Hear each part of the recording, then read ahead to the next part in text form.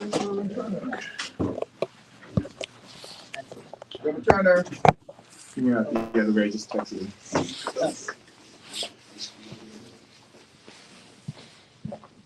Push him over a little bit.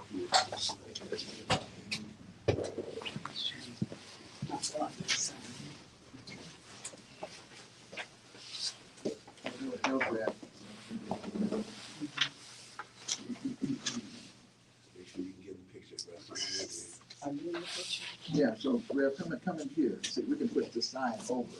Yeah, no, because they'll grab it. They got wide angle lenses. They'll grab it. We'll be good. But we need them turn to come in. We'll be ready to go.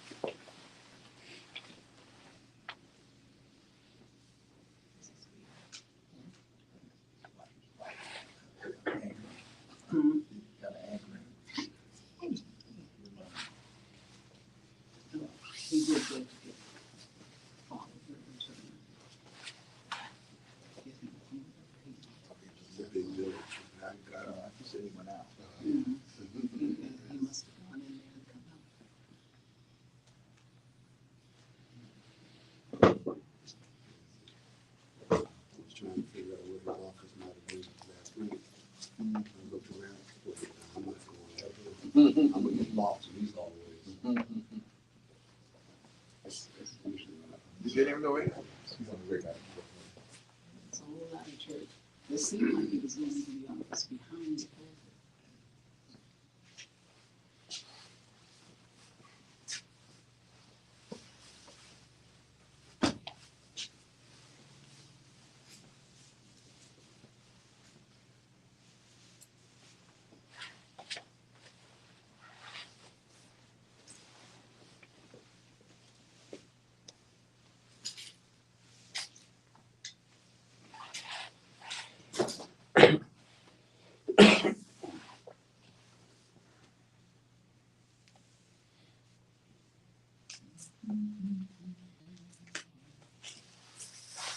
Oh, I need garbage statement.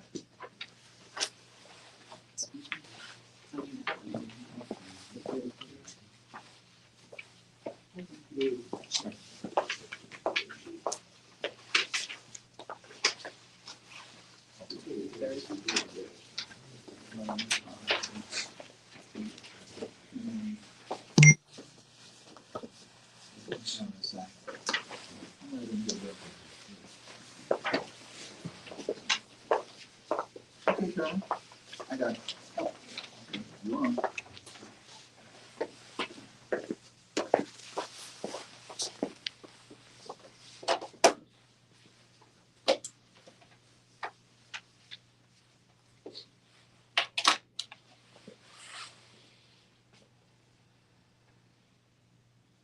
Good afternoon. I'm Carolyn McClare, the event planner, public relations, and a longtime worker in the vineyard with the Institute of the Black World. Today, we're here to announce a very important project of Institute of the Black World. But first, I'm going to introduce Dr. Ron Daniels, founder and president of the Institute of the Black World 21st Century, and the convener of the National African American Reparations Commission. He was born 80 years ago to a coal miner and a coal miner's daughter in West Virginia.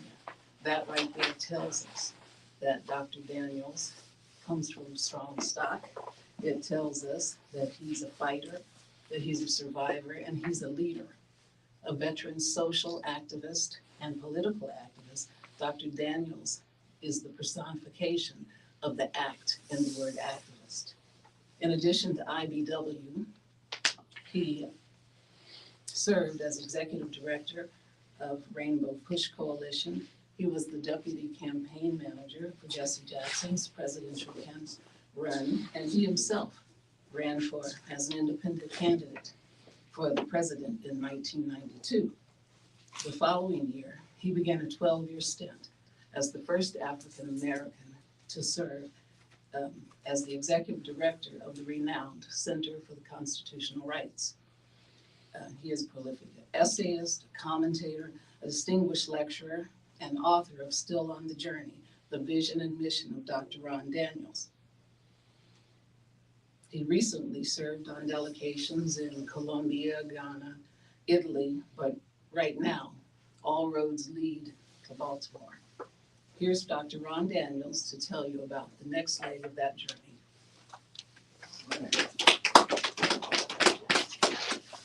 Well, thank you very much, Carolyn McClare, and we appreciate so much that very generous introduction. Carolyn McClare has been working with us here in the city of Baltimore since 1994, and so she's been an integral part of this journey. Before I begin, I want to first of all acknowledge that Dr. Julius Garvey is our esteemed honorary chair. He has some health challenges and is not able to be with us today, but he sent a statement, and I'd like to read the statement from Dr. Julius Garvey. The Institute of the Black World 21st Century has scheduled a Pan-African Congress for April 19th through the 23rd in Baltimore, Maryland, to discuss issues of relevance to the global African community. At this time of the international crises and transformation of global hegemonic systems of dominance, it is important that African civilization norms and prescriptions for sustainable development be formalized and structured as we repair the damage caused by 500 years of European materialism, industrialization, and oppressive dehumanization. Topics to be discussed include the unification of the continent by way of rail, roads, airways, language, and customs, to facilitate, and customs unions to facilitate the Continental African Free Trade Agreement, trade, commerce, and a range of other relevant, crucial issues. And indeed, he talks about the need to overcome white nationalism and the Bretton Woods Agreement. And he talks about some of the guests and so forth. So we're honored to have that statement from Dr. Julius Garvey, who is not only the son of the Honorable Marcus Mosiah Garvey, but he is an iconic global Pan-African leader in his own right, relentlessly organizing around Pan-Africanism all over the world. Also, Mel Foote, who is the president of the Constituency for Africa, was to be with us today. Unfortunately, there was a death of a dear friend, and he sends a note that obviously he would have been here, and the Constituency for Africa is kind of our eyes and ears on the issue of Africa. He played an instrumental role in the recent U.S.-Africa Summit, and Mel will be playing an instrumental role in the Institute of the Black World 21st Century's conference coming up. We're also delighted to have her with us and to be presenting momentarily, to be hosted at this great church, the Empowerment Temple, the fastest growing church in the AME denomination. And that is a significant achievement. Richard Allen is smiling because of the work of this great church. And so the Reverend Dr. Robert Turner is the senior pastor here, and we're honored he's hosting us. He's also a member of the National African American Reparations Commission. I want to give a special acknowledgement also to Kareem Aziz. Kareem Aziz is important not only because he is a board member for the Institute of the Black World 21st Century, as I shall be noting in a moment. Our origins are here. The origins of the Institute of the Black World 21st Century are traceable to the city of Baltimore. And Kareem Aziz, in his capacity as a representative and a worker at the Sojourner Douglas College, particularly in the areas of institutional development, played a leading role in that process. We're also delighted to have Brother Hakeem with us today, and also the Reverend Dr. Wayne Stokely. He also has been here since 1994 with us as well. Well, all roads lead to Baltimore for the State of the Black World Conference, number 5. I'm delighted to be in Baltimore today to announce that the Institute of the Black World 24th Century is poised to convene one of the great global gatherings of Black people in the city, of the century in this city. The State of the Black World Conference 5, April 19th through the 23rd at the Baltimore Convention Center and the Hilton Inner Harbor Hotel. This gathering will mark the return to the roots of the origins of IBW. In 1994, the African American Progressive Action Network, a group of activists and organizers and scholars from around the country, convened a State of the Race Conference at Sojourner Douglas College. A major item for discussion and action at the conference was the urgent need to establish an African-centered think tank or resource center as an engine for Black empowerment. This highly successful conference was followed by a second conference, State of the Race Conference in Baltimore at Sojourner Douglas College in 1997. In 2001, the African American Progressive Action Network moved to Atlanta, Georgia, where we convened the first State of the Black World Conference. The first two were State of the Race. In 2001, we convened the first State of the Black World Conference. It was a spectacularly successful gathering where the participants embraced the idea of creating the Institute of the Black World 21st Century. In April of 2002, a number of participants returned to Atlanta to formally launch the Institute of the Black World 21st Century on April 26th, which was my 60th birthday. Originally scheduled for 2022, but rescheduled for 2023 as a safeguard against the projected winter increase in COVID. The State of the Black World Conference will commemorate the 20th anniversary of the founding of IBW. Therefore, it is appropriate that we mark this occasion, this great gathering of significance in the city of Baltimore. Over 20 years ago, over the last 20 years, IBW has earned a reputation for convening effective, result-oriented town hall meetings, symposia, summits, and major conferences.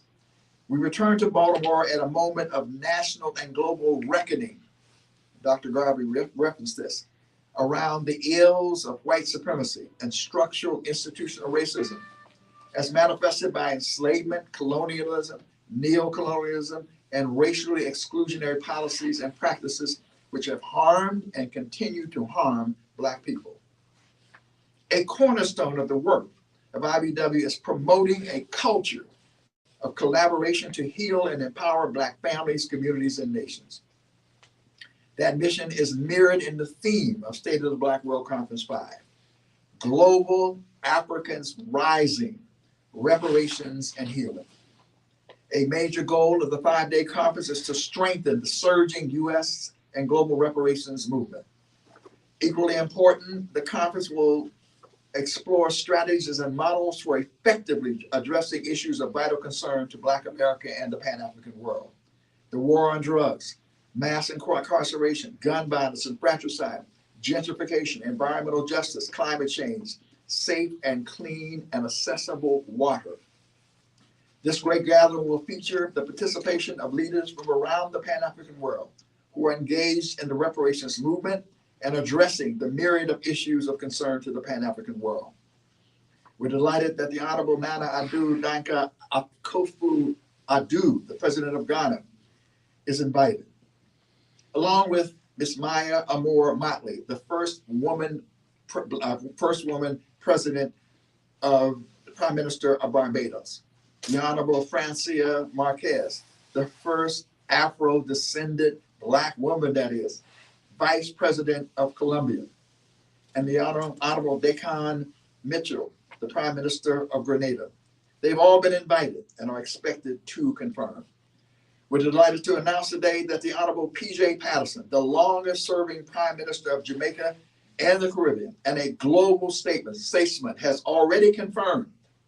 In addition, the who's who of African-American civil rights, human rights, labor, faith, and political leadership will be integrally involved in this extraordinary conference. The results of the deliberations, along with proposed action items, will be incorporated into a declaration of intent. In other words, as Dr. Garvey alludes, in his statement, we're just not meeting for the sake of meeting. We're meeting to map a plan, to map ideas that can help move the Black America and the Pan-African world forward.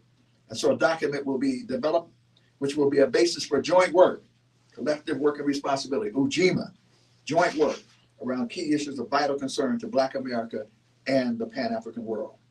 All roads lead to Baltimore for the State of the Black World Conference, April 19th through the 23rd, 2023. I'd like to now invite Reverend Dr. Turner to the rostrum for a statement.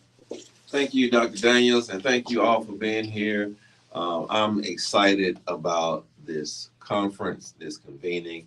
I do hope and I pray that as you all come to the Charm City, that you understand how pivotal it is right now for all of those sun-kissed, beautiful descendants of Africa to gather together, to plan, to chart out our future, our destiny, because it is shared. What happens to one of us happens to all of us. I can't wait to see you. I can't wait to be in your midst. God bless you and God keep you. Thank you. Okay, we'll entertain questions at this point. How does the Maurice Bishop program fit into the conference?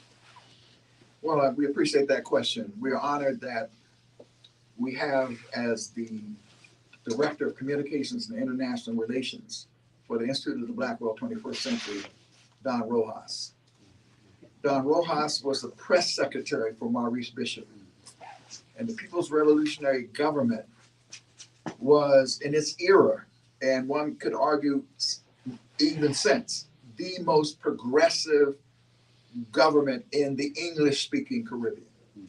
An incredibly powerful brother who came on the scene determined that Grenada not only would liberate its people from the yoke of imperialism and enslavement and neocolonialism, but would be in fact and in fact the CIA records pointed this out, that it would be a beacon of hope and promise for all African people in the Caribbean and the world.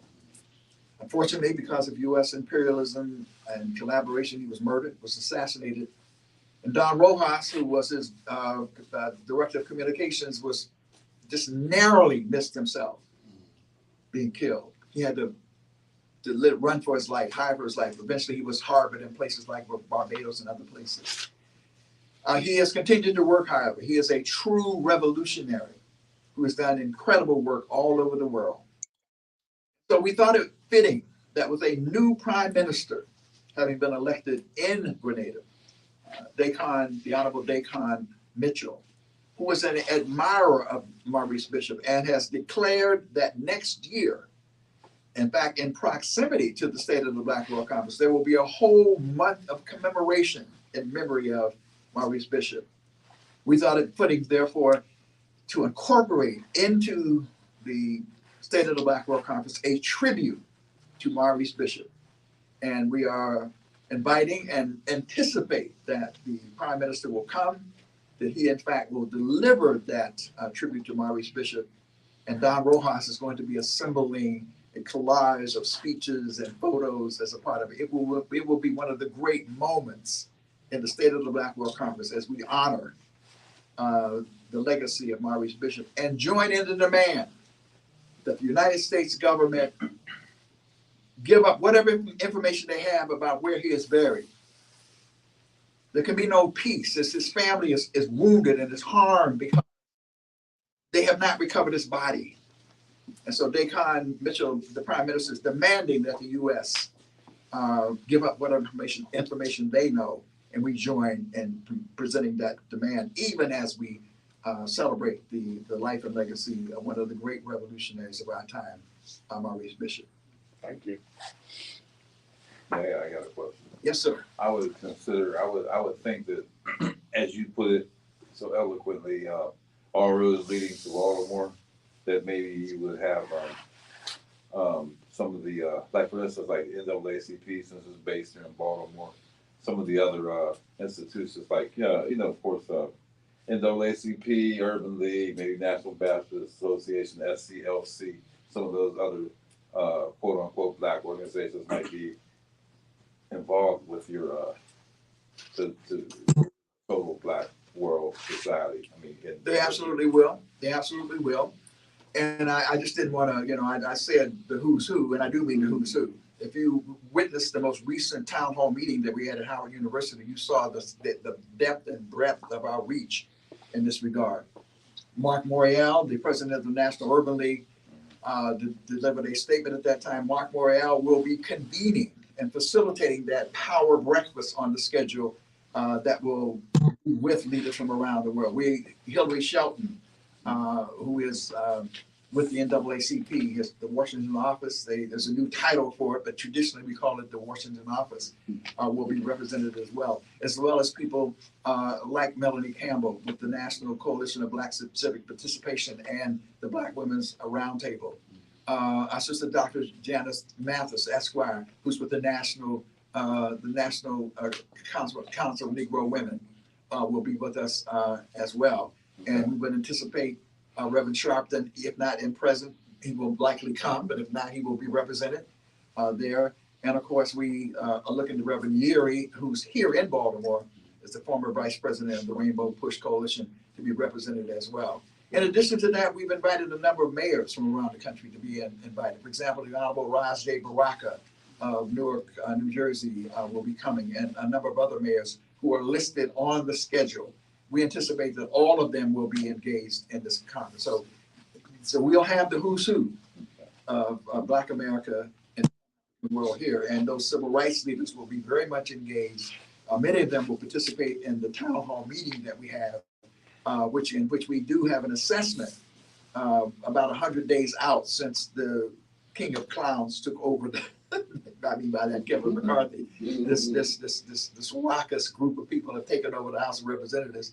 We'll be about 100 days out, actually, and we'll be having an opportunity to assess what does this mean? Because what happens in this country, as we just saw in Brazil with Bolsonaro, this white nationalism that John Henry Clark warned us about, is like infecting systems. Well, the system's already infected. It is like bursting open.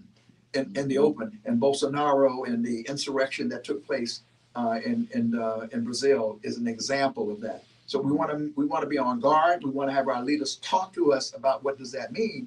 But in the affirmative, what does it mean in the vision of the Honorable Marcus Mosiah Garvey to build those relationships, both political and economically and otherwise, in order to build a global system of Black power to protect and defend and advance our aspirations as a people?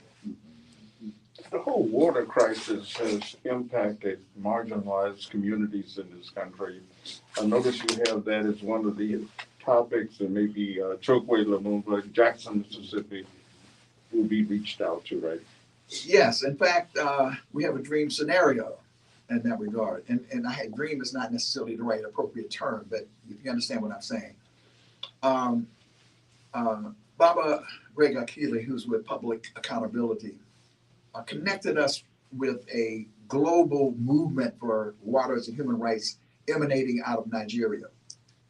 And the brother who is the leader of that movement will be coming from Nigeria and will be bringing people from around the continent as well to be a part of this discussion. And indeed, because of what happened in Newark, because Newark had a water crisis, and because of what happened recently in Jackson, but also Flint, it's all over the country. Water as a human right will be one of the critical themes. And we are going to invite the Honorable Chokwe Antar Lumumba. And I have to reminisce because, it's great to be able to be alive and vibrant and still, on this journey at the age of 80, by then 81. But I had the honor of standing a couple of years ago when Mayor Baraka was running for re-election and his son, Chokwe Antar, came up for a program. I said, look, I need a photo with the two of you. So I stood between the two of them because I worked with both of their fathers, with both Emiri Baraka and Chokwe Antar Lumumba. So we are going to invite Chokwe Antar Lumumba as the mayor and Mayor Baraka to be actually to sort of tee up that conversation. Because in each of these, at this conference, there'll be plenary sessions where everybody will get an opportunity to witness and to hear what people, the issues and what is being discussed in each of those areas.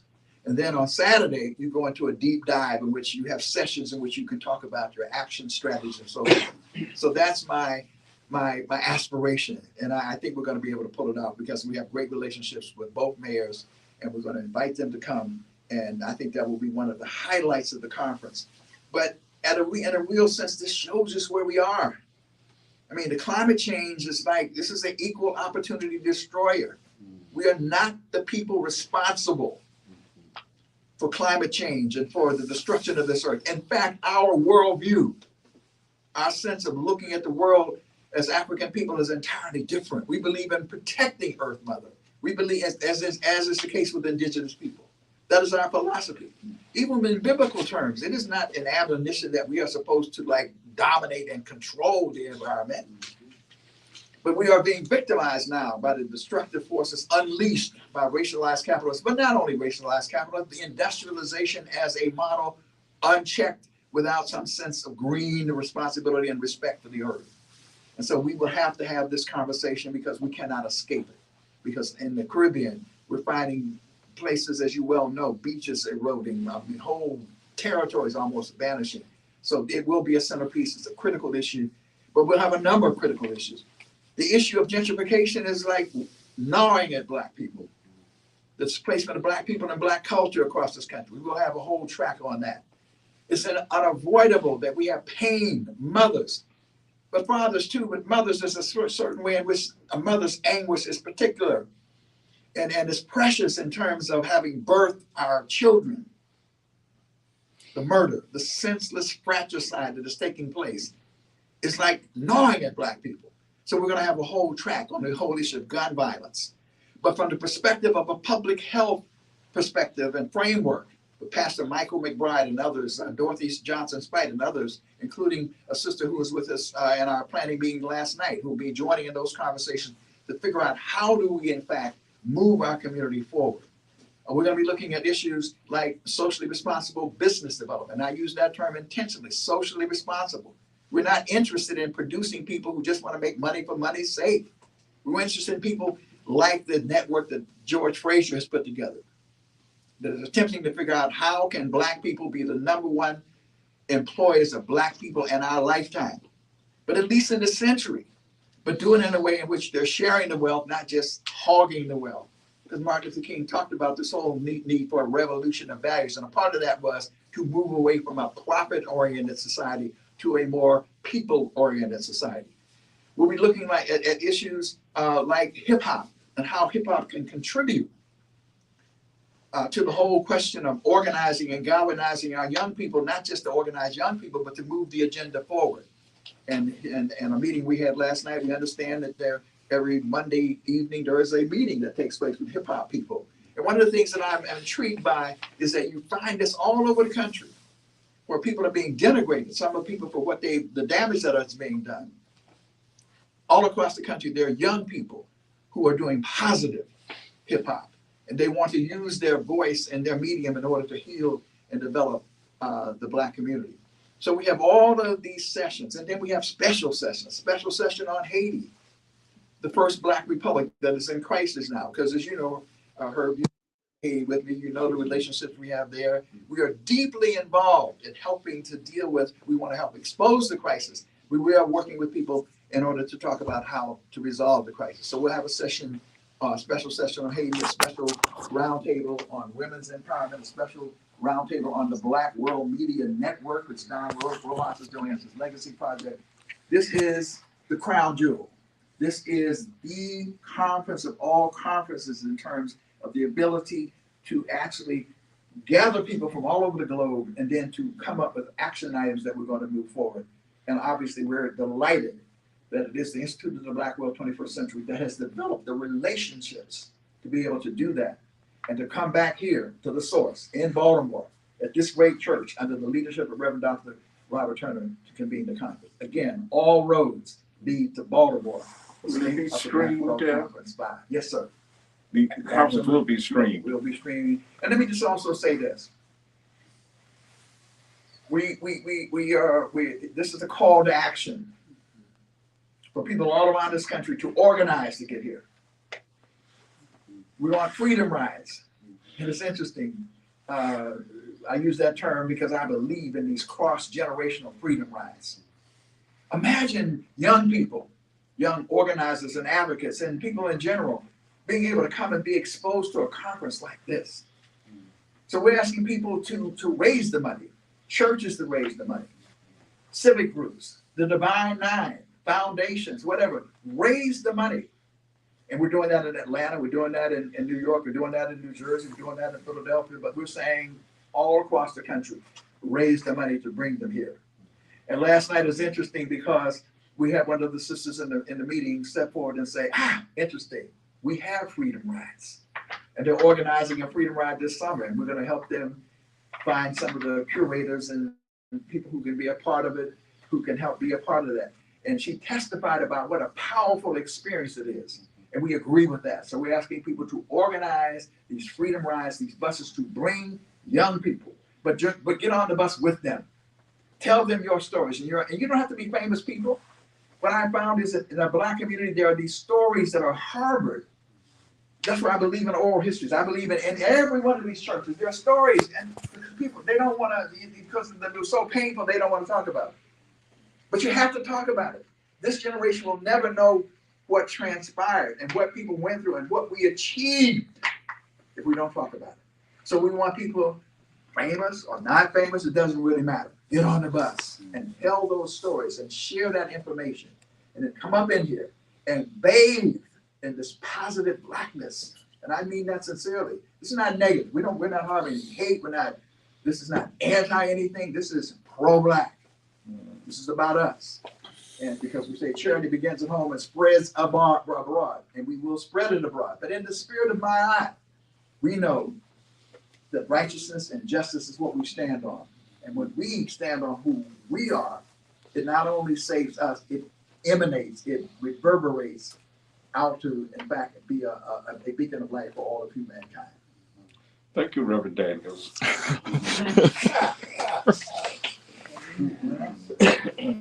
Yeah, I want to say that I'm from Pittsburgh, so I've been watching you. I used to watch you on TV years ago, so it's good to see you're still on your journey, your freedom journey. So I personally appreciate seeing you doing your thing. At age 80, you say, Yes, sir. soon to be 81. Yes, sir. Okay. Now, you mentioned the organizations. Well, you didn't mention the Nation of Islam, Louis Farrakhan, that group. Or they're supposed Nation of Islam will be invited. The Nation of Islam is always participating. We anticipate that they will again. Okay. That's good. Okay, thank you very much. Really appreciate it.